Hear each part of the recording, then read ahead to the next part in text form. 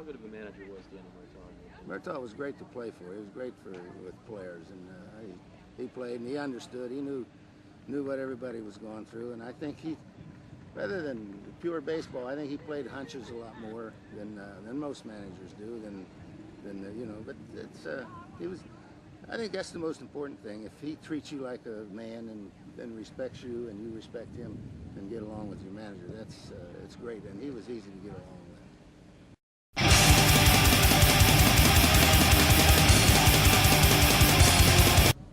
The Pirates were such underdogs going into that World Series. What was it like being the extreme underdog against a Yankee team like that? Well, yeah, we were underdogs, but we won the first game. I think that set the tone for us. We knew that we could beat them anyhow, and so we won that first ball game, and I think it gave us a little more confidence, even though we lost the next two by a big, 16-3 or 10-0, something like that. But we had the feeling that we could come back and still get them back in Pittsburgh and have a chance to beat them. But we didn't count ourselves out by any means. We knew we could play with them. I got to the plate now. All I want to do is just hit the ball hard somewhere. I didn't try to hit no home runs. I had no idea I was going to hit a home run. And just trying to hit the ball hard. And the first pitch come in was high, and they knew I was a high ball hitter, so Blanchard was catching at the time. He yelled out at Terry, says, "Keep the ball down, get the ball down." So he got it down a little bit, but it was only down about here, and it was still up a little bit, so I hit it, and I didn't know for sure if it was going out, but I knew Yogi wasn't going to catch it. He was in left field at the time. I knew Yogi wasn't going to catch it, so I started running hard, and by the time I was getting in and going into second, I looked down the third baseline, and I saw the umpire giving it this here shot, and so I don't believe I touched the ground from second to home. Yeah, there was some mayhem kind of coming around third there with the usher came out. And, yeah, there was an usher, and I think he put 2 scratch marks down my neck, but I got away from him, and finally there was like a little V right to the plate, and I got to the plate, and then all hell broke loose after that. It was great. It was a great feeling. What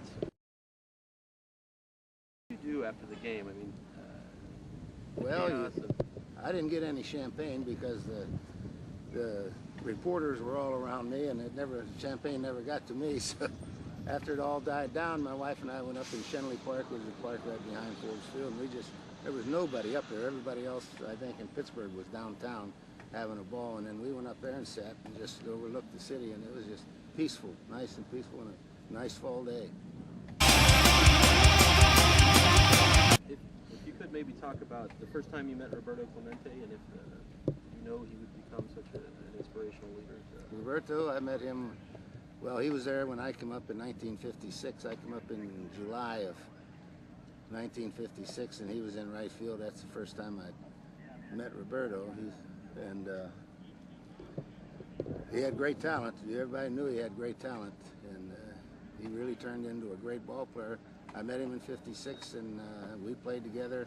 Well, I played with him my whole career. 17 years we played together, and we got along great. He's a great person. He could sit in the clubhouse and keep you laughing for hours. And a player, there's probably none better than the way he played the game. He was as good an outfielder as there was. He could run the bases. He had speed. He had power if he wanted it. And, he was a great all-around player. He's one of the best that ever played the game. But like they always said, the home run hitters drive Cadillacs, defensive players drive Fords. But so I've driven a Ford or a Chevy all my life, so that doesn't matter. But I don't know. There's a lot of people that appreciate defense, and I hear it quite often. And I don't know why it's overlooked as much as it is. But you don't to play the middle infield. You don't play 17 years if you can't hit either. You know, I played there 17 years, and it wasn't all for defense because I think I got over 2,000 hits. But it's just different than somebody hitting the ball over the wall and getting 2 or 3 runs at one time. It's more important than saving 2 or 3 runs with a double play. I don't know why, but it seems to be that way.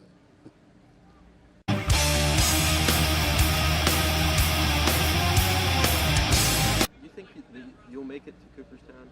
I have no idea. I don't worry about it. I don't even think about it. So it's a lot of people bring it up, and say defense should be a part of the Hall of Fame, and there are some in there that for defense. Now, if I make it, that'll be wonderful. If I don't, I'm not going to lose any sleep over it.